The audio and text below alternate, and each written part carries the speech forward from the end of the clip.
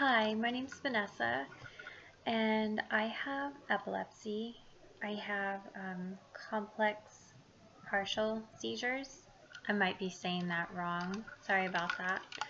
Um, but I just wanted to talk a little bit about my story and my struggles and kind of where they brought me. Um, I saw a young girl sharing her story about epilepsy on YouTube a couple months ago, and she was young. She was so much younger than me. Like, I'm 34, and she was probably like, I don't know, 20 years old. And I just couldn't believe that this young girl had so much more strength than I did as a 34-year-old woman. And she really inspired me to do the same. Um, it helped me. I really do feel like epilepsy is like this secret disability. You know, people don't really know about it. They don't talk about it. Um, I think I've heard it quoted from Mayo that about 1 in 100 people have epilepsy. And for something like that to affect such a large group of people that's done so for so long, like, why is it this secret? You know? So I just want to talk about it, shed some more light on it, talk about my story, and just really sincerely hope that it could help someone. Um, I was not born with epilepsy. When I was 20, I was hit, well, my friend and I were hit by a drunk driver. The lady hit my side. She mowed us through 2 lanes of traffic and over the top of a median as well. She left, actually, somehow she left the restaurant that I was working at. It's this really big 2-story restaurant in Treasure Island, Florida. And she was over 4 times the legal limit to drive. I think it's .08 in Florida, and she, in the breathalyzer test, blew a .32. So I don't know how she was even able to walk out of the restaurant. But anyway, so she hit us. My roommate, the girl that was driving, was fine, and she still is. It didn't hurt her like it hurt me. I smacked the passenger side window, even though I had no idea until later on. There was a crack in the window that we saw. Um, but I hit the window. I ended up with a big piece of brain damage, and that's what started the seizures. It took about a month and a half. I had my first seizure. And of course, I didn't know it was a seizure. I just all of a sudden was so confused. I just couldn't follow a conversation, and my mom's a nurse, so she was probably, you know, aware that there was something more wrong than I thought. So it was isolated, so it wasn't like a huge concern until I had my second seizure, which was about a month later. Then I started seeing a neurologist, and he had me on, like, I went through 3 medications over the time that I was seeing him. None of them worked. I just kind of suffered the side effects of them, but they didn't help my seizures whatsoever.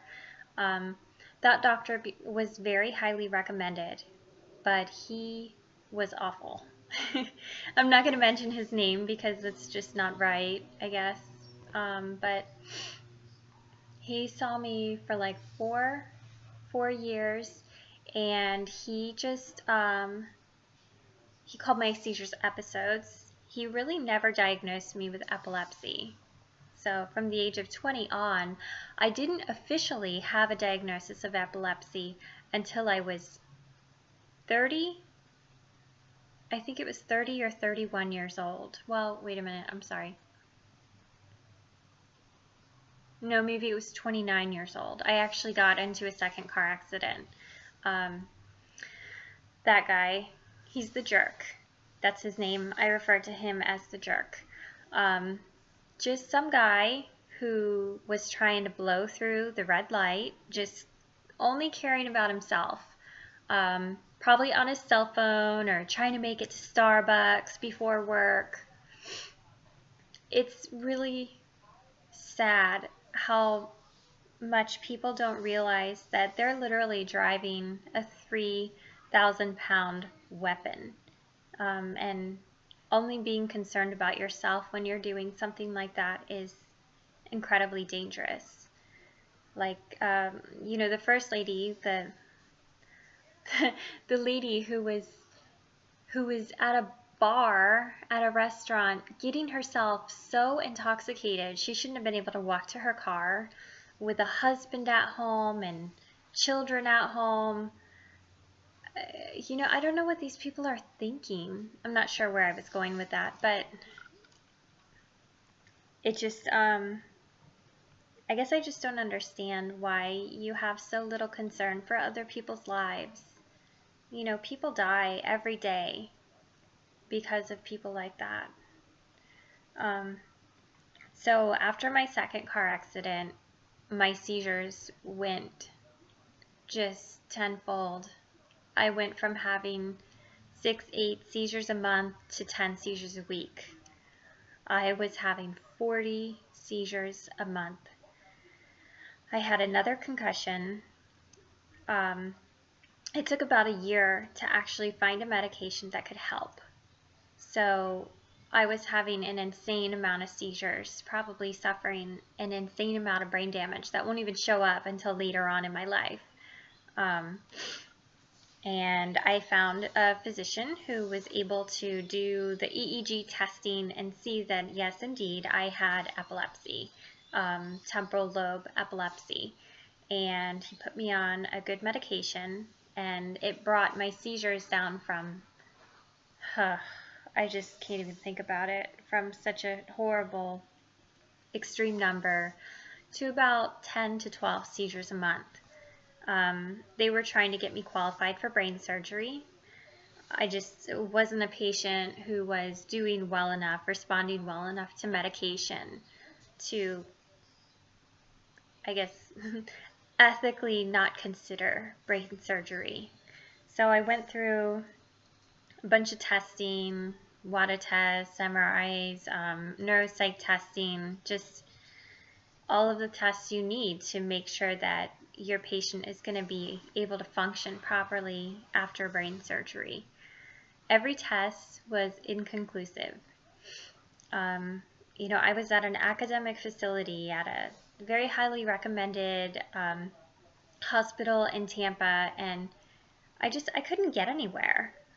So my husband was finally just like, let's go to another doctor. So I went to another doctor, kind of started over. There were tests available with this doctor that weren't available at other places.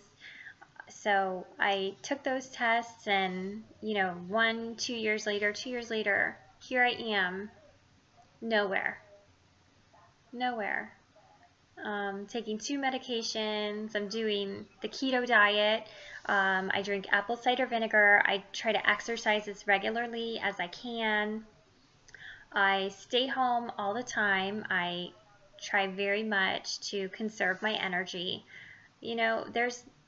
I've learned a lot. I've learned how I have to live to prevent as many seizures as I can on my own, aside from, the deficits of the medications, because they certainly aren't up to par, at least for me. So I got so frustrated. I'm sick of doctors telling me that I'm going to die, or saying to me, like, I'm going to ruin my brain. And I finally was just like, you know what? No. Like, I've lived long enough with the embarrassment, with the shame of being sick like this. And not to say that any of you feel this negative, terrible emotions. This was just my experience with it, with all of a sudden not being able to control your own body in public situations, with having your manager clean drool off of your face because you couldn't make it all the way through a meeting. or running out of rooms because you're freaking out that you're going to have a seizure. You know, I'm sure the instances of these kinds of just embarrassments and ways of living that are just not right. And I'm finally in a place where I'm strong enough to take it into the hands of myself. So this year, you know, I'm done. I'm done waiting for the doctors. I'm done redoing tests and paying and taking time off of work and short-term disability, and only to get the same answer back.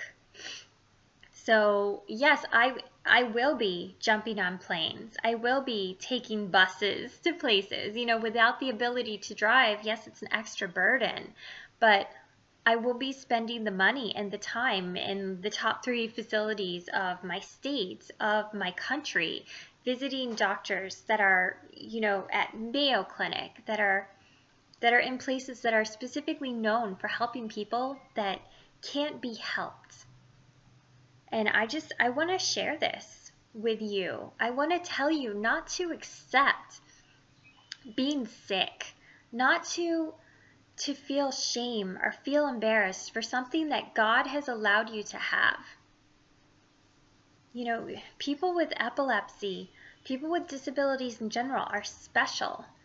They're smarter, they're braver, they're kinder. They have more in them to take than the other people around them.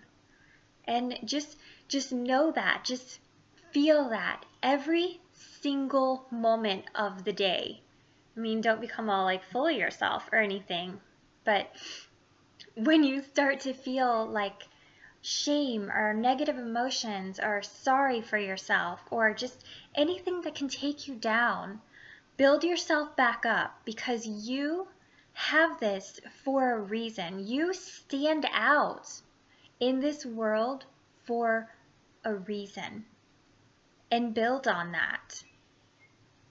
Okay? I'll be back with another video. You stay strong. God bless.